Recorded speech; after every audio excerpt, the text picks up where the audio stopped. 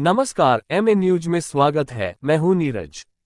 हो गया झारखंड में एनडीए का सीट बंटवारा। जदयू के खाते में आए 2 सीट, आजसू के खाते में 10 सीट, बीजेपी को 1 सीट, बीजेपी 67 सीट।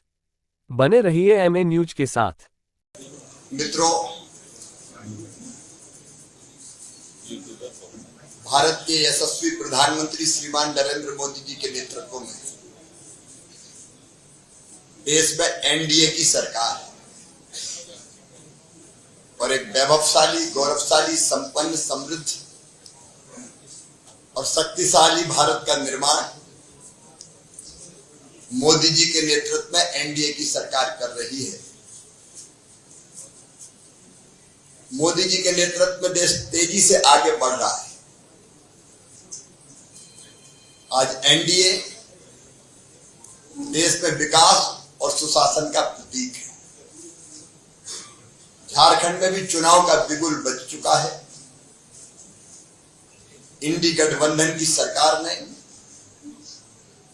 झारखंड को तबाही और बर्बादी के कगार पर पहुंचा दिया है। झारखंड के ये चुनाव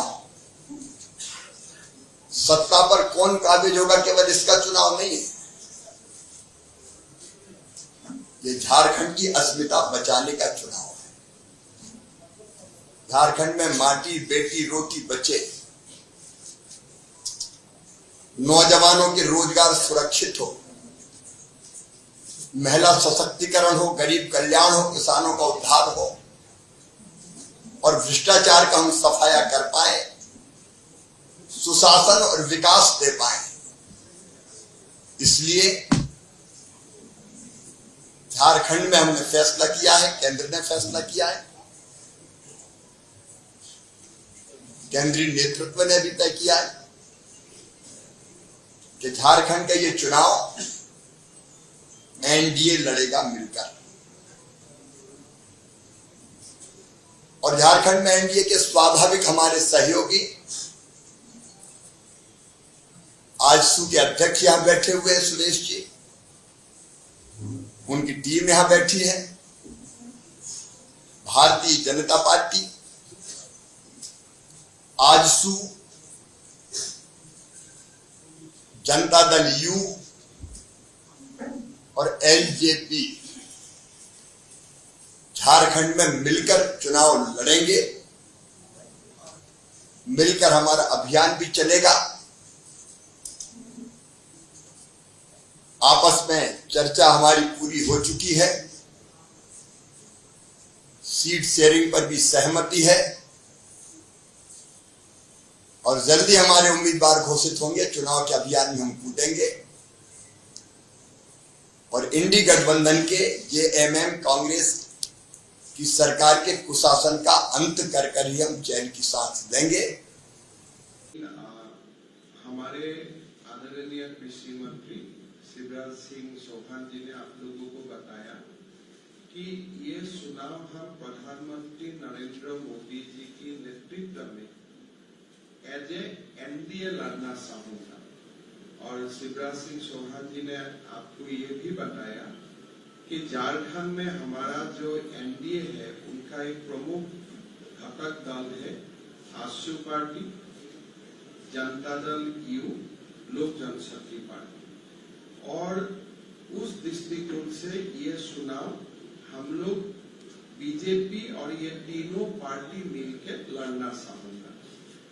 सीट का चर्चा चल रहा है, आगे भी कुछ चर्चा चलेगा। ऐसा नहीं है कि आज मैं जो बताने जा रहा हूँ वही एकदम फाइनल है।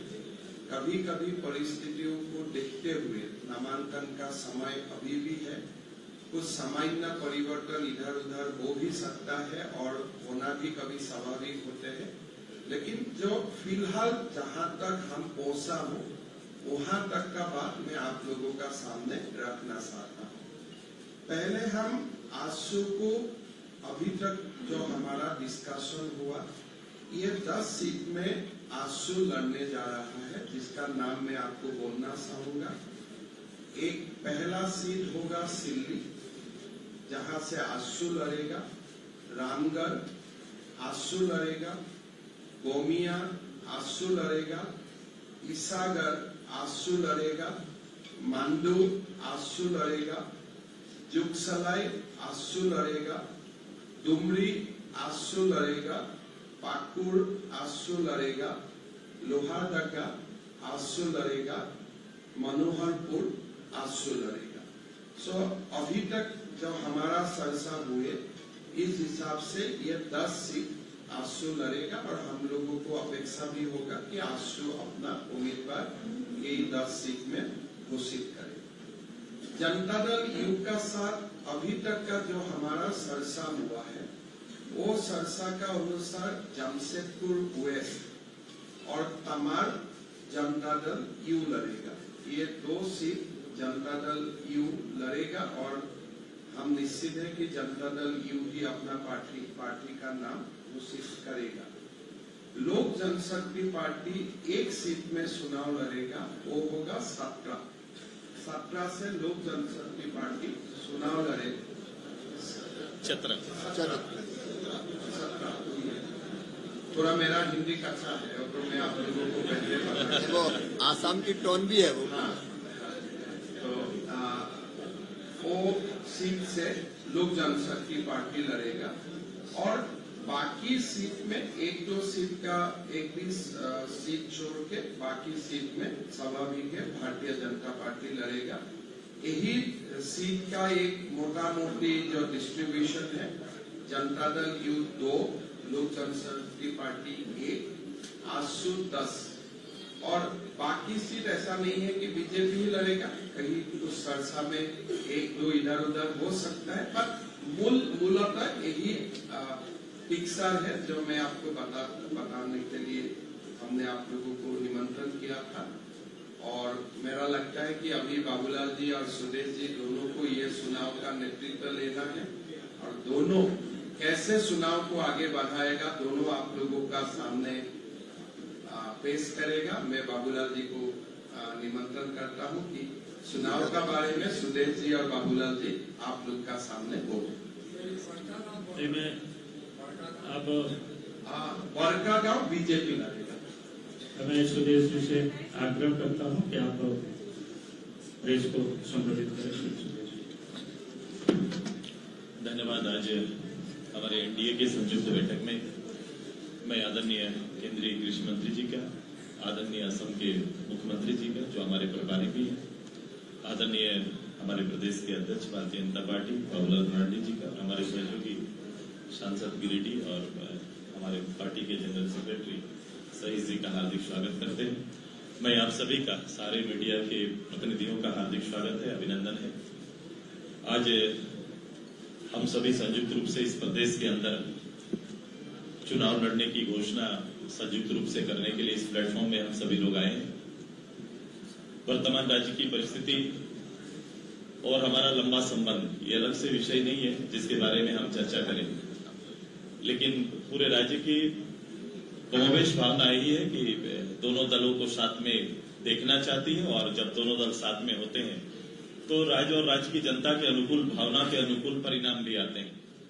वर्तमान परिस्थिति राज्य की जो बनी हुई है, वर्तमान नेतृत्व जिन्होंने 2019 में इस राज्य का कमान संभाला, मुझे लगता है कि कोई भी वर्ग इस कुशासन से अछूता ना होगा। हर कोई तकलीफ में है और हर कोई इस तकलीफ से निजात चाहता है, वो कोई भी वर्ग। आज उसी को लेकर एक दलीय समीकरण के रूप में हम जरूर यहाँ पर खड़े हैं, लेकिन इससे पहले जनता का समीकरण भी गांव घर में तैयार हो रहा है। लोग चाहते हैं कि एक कल्याणकारी सरकार का गठन हो। चूंकि सरकार गठन होना और कल्याणकारी सरकारें चलेंगी, इस कंसेप्ट को ही इन्होंने बदल कर रख दिया है। निजी हित, निजी स्वार्थ में लोग कितना दूर जा सकते हैं, मुझे लगता है भारत देश के अंदर में एक ऐसा उदाहरण दलीय रूप से नेतृत्वकर्ता ऐसा बने हैं जिसमें ना शासन ना डेवलपमेंट, ये दोनों ही चीजें विलोपित है। अब उससे आगे इस राज्य की संभावनाओं पर विश्व देश पूरा चर्चा करता है। अब उसी को फिर से एक जवाबदेही के रूप में, एक पॉलिटिकल जवाबदेही के रूप में हम सब मिलके लोगों के बीच एक नया जनादेश के साथ आने की तैयारी हमारी है। जन आशीर्वाद हम सबको लेना है। हम संयुक्त रूप से चुनाव में जाएंगे, एक दूसरे का सम्मान करते हुए हम जाएंगे और सबसे बड़ा सम्मान यहाँ की जनता का हमारा रहेगा। चाहे कोई भी विषय हो, रीजनल सब्जेक्ट हो, नेशनल सब्जेक्ट हो, दोनों हम साथ में लेके चलेंगे। मैं रीजनल दल के नाते कई रीजनल सब्जेक्ट हमारे साथ हैं। मैं झारखंड आंदोलन से लेकर यहां तक राज्य के गठन होने और उसके मूल्यों का सुरक्षा, ये हमारी प्राथमिकता है। राज्य की तरक्की के पैमाने पर राज्य को खड़ा करना, ये हमारी प्राथमिकता है और हम लोग मिलकर इसको करेंगे। आदरणीय प्रधानमंत्री जी के आशीर्वाद और उनके नेतृत्व पर हम आगे बढ़ेंगे, यही हमारा संकल्प है। मैं जो चीजें अभी सामने आदरणीय मुख्यमंत्री जी ने बताया सीट शेयरिंग को लेकर, जो सीट शेयरिंग का संख्या उन्होंने बताया और कुछ सीट शेयरिंग के लेकर कुछ सीटों पर चर्चा चल रही है, ये भी उन्होंने बताया है। हम लोग जो भी करेंगे आपके सामने रहेगा और हम लोग मिलकर करेंगे। बेसिकली है कि राज्य की भावनाओं के साथ इस राज्य में एक बड़ी जीत एनडीए का हो, यही तैयारी हमारी है। धन्यवाद। बता देंगे। चलिए, बहुत बहुत धन्यवाद। अभी आप सबके बीच में बता ही दिया, सब कुछ आ गया तो विषय बचा हुआ नहीं। मैं इतना ही सिर्फ कहूंगा कि झारखंड में जो इन 5 वर्षों में झारखंड की जनता ने जो झेला है, चाहे वो किसान हो, महिलाएं हो, नौजवान हो, यानी